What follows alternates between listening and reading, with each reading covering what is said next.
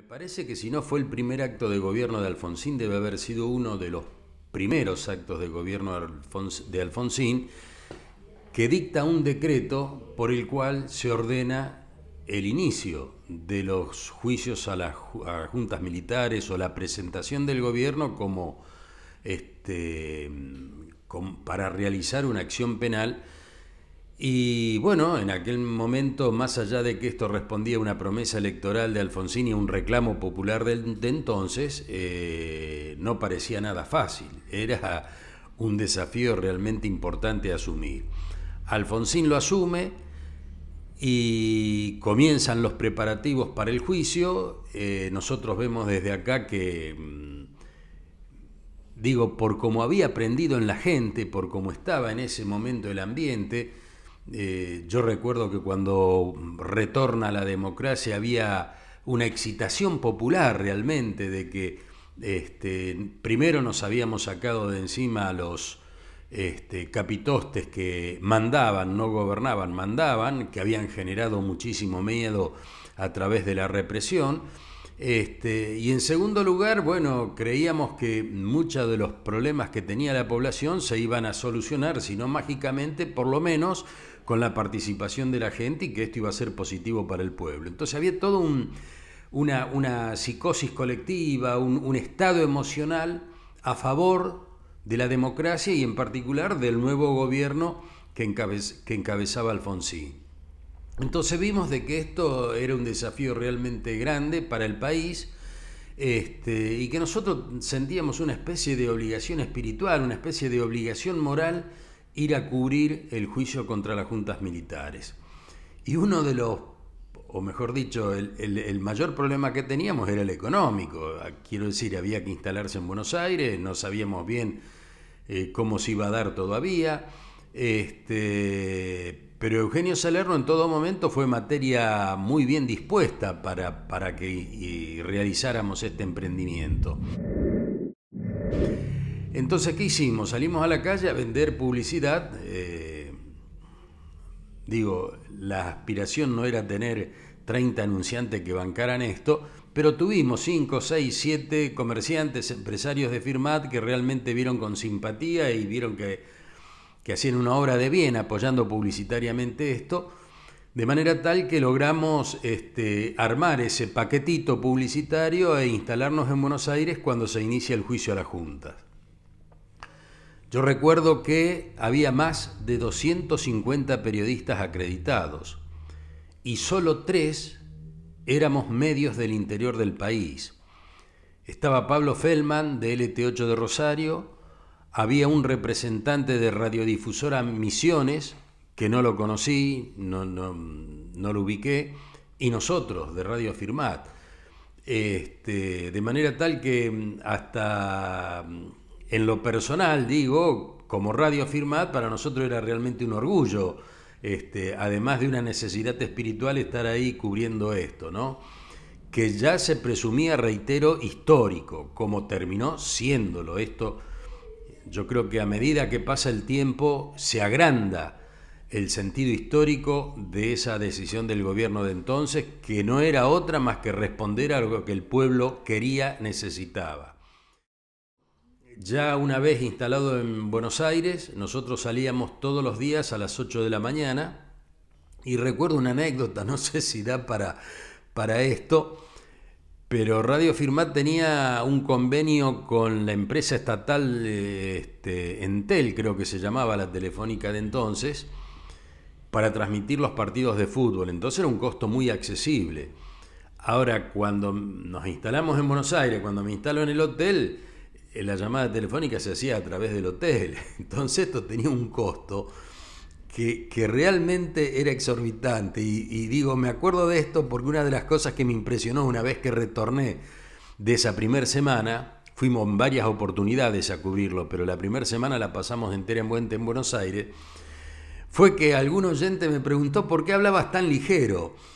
Y yo no tuve conciencia en ese momento de que hablaba ligero, pero en realidad lo que trataba era de abaratar costos para poder quedarnos tranquilos y alcanzar con la cajita que habíamos acumulado con la venta publicitaria, ¿no?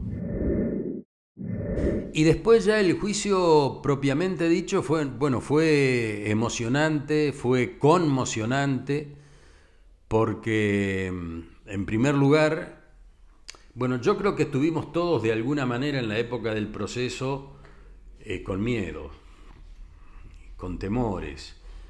Todos veíamos a ese Estado prepotente, a ese gobierno que se llevaba todo por delante. Hayamos estado o no en política, porque muchas veces algunos creen que la represión fue para quienes estábamos o estaban en política o en alguna actividad militante, sindical o comunitaria. Y yo siempre recuerdo de que había un empresario muy importante en Buenos Aires, de apellido Branca, al que Macera, se los indicaba él, lo hizo desaparecer para quedarse con la mujer de Branca y con la empresa de Branca, ¿no? O sea que acá no es que hubo, claro, hubo una gran represión en contra de la juventud en primer término y en segundo lugar en contra de los militantes, genéricamente hablando. Pero no fueron los únicos destinatarios de toda aquella dosis de locura, de violencia que generó el proceso. Digo, llega un gobierno democrático, civil, ordena el juicio a las juntas y lo que parecía muy difícil de lograr se logra, se concreta. Entonces, ver el estrado con los 5 o 6 jueces civiles, no recuerdo bien cuántos eran, a la derecha del estrado estaba el fiscal Estracera y su ayudante Moreno Campo, y enfrente del estrado, en primera fila, estaban todos los capitostes, todas las ex autoridades militares debidamente uniformadas y respondiendo, o sea, no respondían, digo, verbalmente en ese momento, pero respondían a las instituciones de la democracia, tenían que venir a rendir juicio por todo el grado de locura en que habían metido al país, ¿no? Esto era ya de por sí emocionante. Y era conmocionante de alguna manera también porque los testimonios que se escuchaban hacían lagrimear realmente la dosis de criminalidad que había en los crímenes, valga la redundancia, no encuentro la palabra exacta para dimensionar esto, era una cosa de locos. Yo recuerdo uno de los que más me impactó fue un científico francés que venía en representación de Naciones Unidas y que él había estudiado muchísimos casos de gente desaparecida que después aparecían los cadáveres o directamente los restos óseos y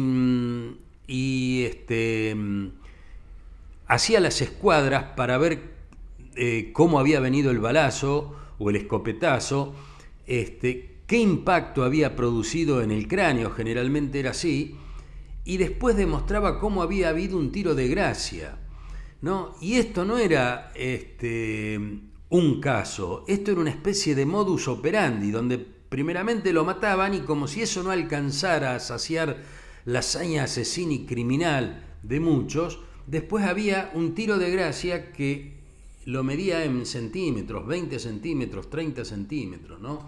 Entonces esto era realmente conmocionante.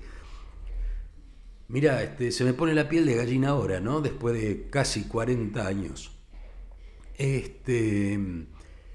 Pero realmente uno vivía lagrimeando por esas dos emociones que de alguna manera hasta podrían ser contradictorias, ¿no? Emocionados por lo que lográbamos en democracia y, bueno, conmocionados por este nivel de criminalidad que era realmente alevoso. Nosotros cubrimos entera la primera semana y después fuimos cuando había testimonios o casos que realmente eran significativos desde nuestra óptica en Firmat, ¿no? Que no fueron tantas nuestras idas posteriores, pero la primera semana lo hicimos de punta a punta y éramos los primeros en llegar, como buen gringo de campo, los primeros en llegar y los últimos en irnos.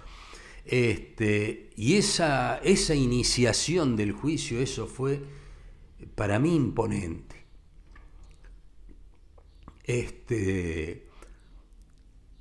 Te repito, ver sentadas a las ex autoridades militares delante de un tribunal civil, eso es difícil dimensionar hoy, 40 años después, en palabras, créemelo. Y en ese momento era para llorar, era para lagrimear.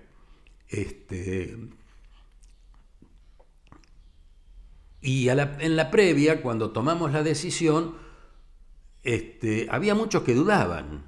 Había muchos que dudaban que la democracia iba a tener el poder para sentar en el banquillo de los acusados a los militares. Y no solamente tuvo el poder, sino que los condenó. Y digo, creo que nos hemos jurado un nunca más, pero que conviene alimentar este nunca más. ¿Y con qué se alimenta? Y se alimenta con la memoria.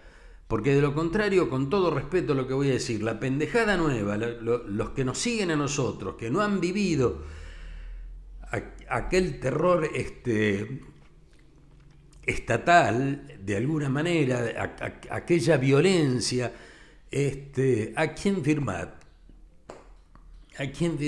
hubo gente que tenía algunos libros de izquierda que los enterraban en el jardín, pensando que si alguien se enteraba o venía una requisa policial o militar, eran desaparecidos y nunca más. Entonces digo, no lo pensemos en la lejanía, que esto pasaba en Buenos Aires, que esto pasó en Formosa. No, esto pasó en todo el país, aún en los rincones más chicos, y limpiaban a la gente. No había ninguna razón para que la limpiaran, porque para eso está la justicia que condene. Pero limpiaban a la gente sin ninguna selectividad, entre comillas. Todos estábamos con la posibilidad cierta de que fuéramos un desaparecido, porque, reitero, no era necesario ser militante comunitario, ni social, ni político para entrar en la mira de los represores de entonces. Entonces, nosotros veíamos esto, pero había muchas dudas de que se pudiera lograr, y sin embargo se logró. Así que no tengo una respuesta para decirte, mira, fue en tal momento. Lo decidimos definitivamente cuando tuvimos la posibilidad económica de hacerlo. Esto a lo mejor es doloroso, pero es realista admitirlo, ¿no? Y en segundo lugar, siempre cuando comenzamos a vivir el juicio a las juntas, siempre vimos que esto era una especie de bola de nieve, y ojalá que lo sea ad eternum, ¿no? Que cuanto más tiempo iba a pasar, más significativo iba a ser el acto de aquella democracia en contra de los represores del pasado. A mí no me gusta personalizar, personalizar en este sentido. Acá lo importante fue la institución, fue la democracia, fue la justicia, no tal juez o tal fiscal. Pero Estracera emergía, con una humildad que muchos creían que podía ser debilidad, con mucho aplomo. Uno se sentía identificado con la postura de él. Y en algunos momentos hasta teníamos el temor de que no fuera lo suficientemente fuerte como para llevar esto adelante. Sin embargo, para mí, la mayor figura del juicio fue Estracera y no los jueces. Los jueces hicieron algo muy importante, por supuesto, cumplieron un rol histórico, trascendente, eran los jueces, pero lo de Estracera lo hizo con tanta seriedad, porque cuando el fiscal acusa, si no acusa con seriedad, pierde credibilidad en la opinión pública, en el periodismo, en la gente. Bueno, en todo momento tuvo muchísimo aplomo, muchísima seguridad en lo que planteaba, y había que pelear en contra. Los otros no eran nenes, no eran nenes porque habían tenido el poder que habían tenido, y segundo porque tenían los mejores abogados del país a su servicio. Entonces realmente había que vencer toda esa maquinaria del terror que aún seguía vivita y coleando, tratando de engañar a la opinión pública de que venían de una guerra y esto no era judiciable por la civilidad o por la democracia, ¿no?